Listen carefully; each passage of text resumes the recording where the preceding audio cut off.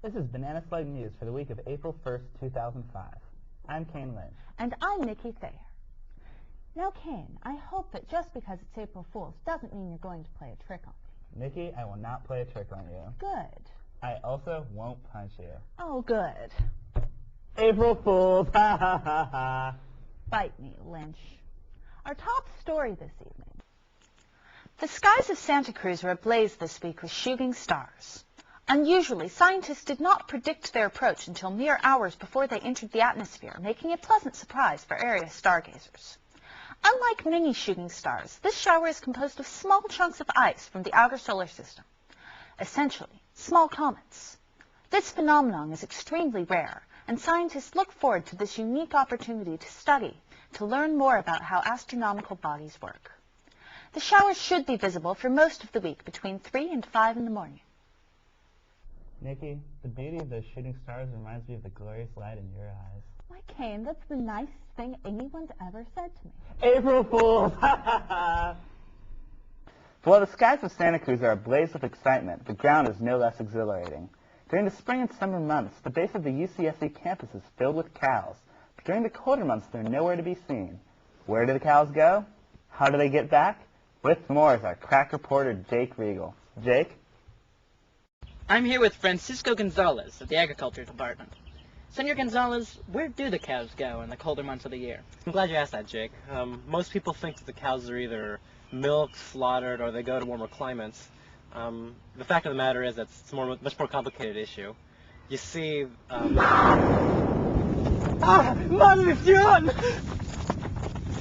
It appears that one of the meteorites has hit home right here in the farm district of campus.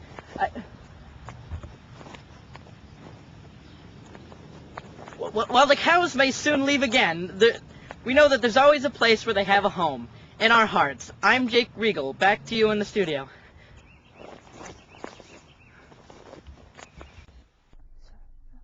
Thanks, Jake. Very moving.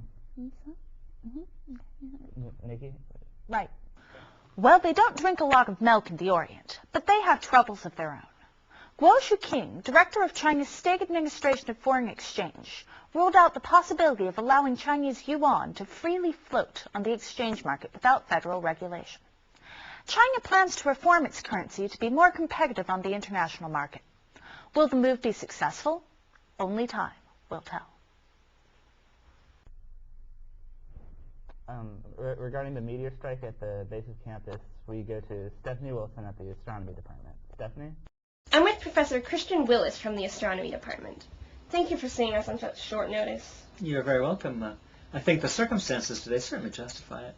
Professor, how did a meteor strike in such a populated area without being detected in advance? Well, first, an important semantic clarification. This object wasn't a meteor in the traditional sense. It's actually a sizable comet. The comet came from near Jupiter, probably the moon Europa.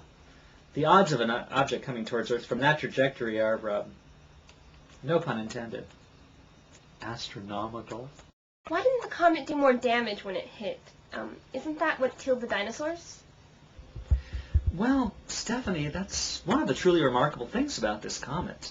Though it approached the inner solar system at an incredible rate, it slowed down dramatically as soon as it entered the stratosphere. It didn't so much crash as, well, land. Fortunately for us, I would say. You used the word landed, Professor. Are you suggesting that this comet was controlled by some intelligence?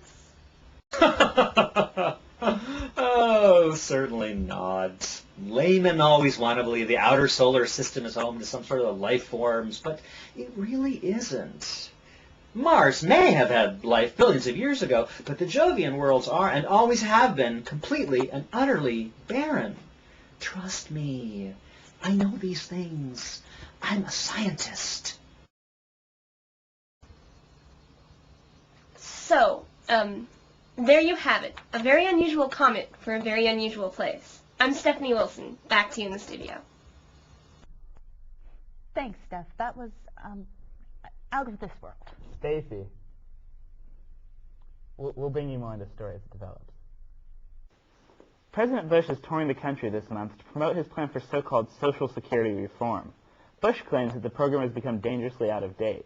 Critics respond that his plan puts too much faith in private business and would do too little to... I'm sorry to cut you off, Kane, but we're getting more breaking news from the site of the crash. All right. We go back to Jake Regal at the base of campus. Jake? The site of the comet crash earlier today is alive with activity, both human and otherwise. The fire department was able to prevent the flame from spreading across the brush, but the grounded object has raised more questions than it has answered. Is the craft man-made? Opinion is divided at this point. I guess, like with so many things here on BSN, only time will Gone!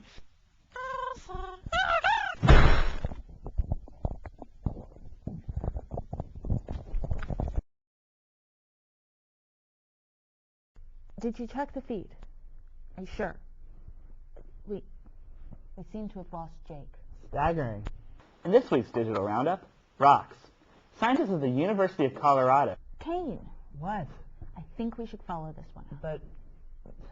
rock... We go back to Stephanie Wilson with Dr. Christian Willis of the Astronomy Department. Stephanie, help us out. Dr. Willis, you said there's no chance of a comet carrying intelligent life. That's correct. Then how do you explain the creatures that emerged from the comet? If you look at the footage again, you'll notice there's no sign of the highly celebrated base of campus cows. Obviously, the cows were hypermutated into some largely unrecognizable form. Cosmic radiation can have inconceivably complicated effects on terrestrial life. And that's why it's important not to jump to crazy conclusions about creatures from another world when there's a perfectly mundane explanation, like radiation. Thank you, Dr. Willis. Your expert opinion is always valued and stuff. Kane, Nikki, back to you in the studio. Thanks, Steph. That was stellar. Speaking of science, rocks are science. Scientists at the University of Colorado have... Scientists at the University of Colorado have... We've gotten word from campus police. The creatures have left the base of campus and are moving up the hill. They appear to have knocked out the main power grid, though backup power is holding.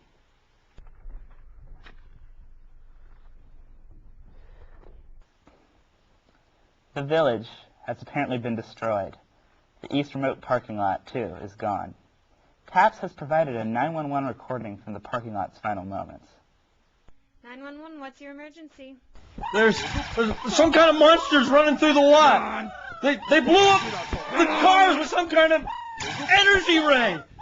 One of the big ones ate a shuttle bus. I tried to run, but they have some kind of force field or something. I don't. No! No! No, I can't understand you. Oh, God!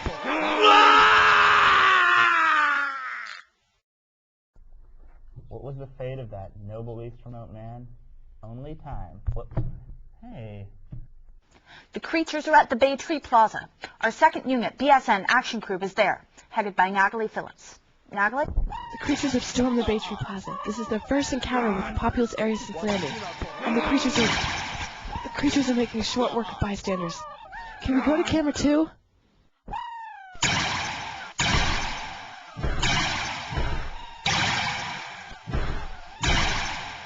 I still can't see them too well. Can we go to camera 3?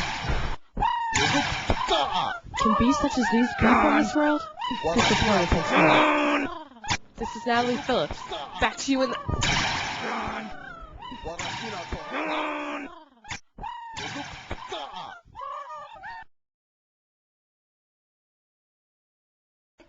Our thoughts thoughts and prayers go out to Natalie's... Nikki, there's an alien right behind you!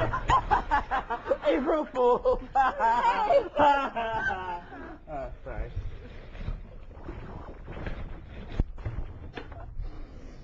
The National Guard has swarmed the base of campus, but they've been unable to get any farther, apparently because of an energy field directed by the invaders. Military scientists are looking for a way to penetrate the barrier. So far, to no avail. Chancellor Burns has prepared a statement here. Play to her now.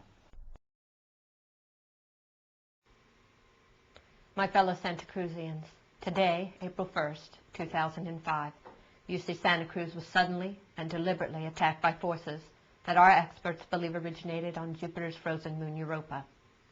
Whether or not the invasion is confined to our campus is uncertain. But one thing is all too clear. We do not possess the resources necessary to repel such an assault. The military has not come to our aid, either because they cannot or will not. We stand alone. And it has become apparent that we stand virtually no chance of survival. I haven't worked here long, but I want each and every one of you to know how much Santa Cruz means to me and how much you mean to me. It is my deepest regret that I did not serve you better. May whatever gods you believe in have mercy on us all. I thank you.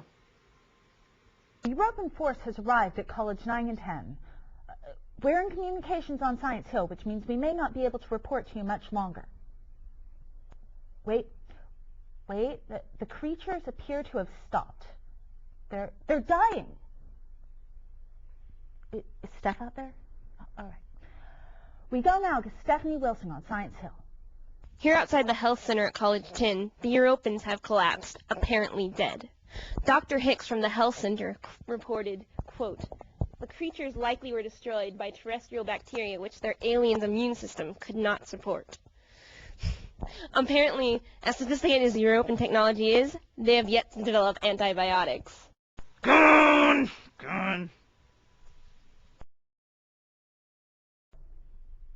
Guess they got something from the med center. I'm not getting any signal. Damn it. Why can't I... Nikki? Not now. Nikki? Hold on. Nikki, they're here. Look, I am sick and tired of your April Fool's jokes.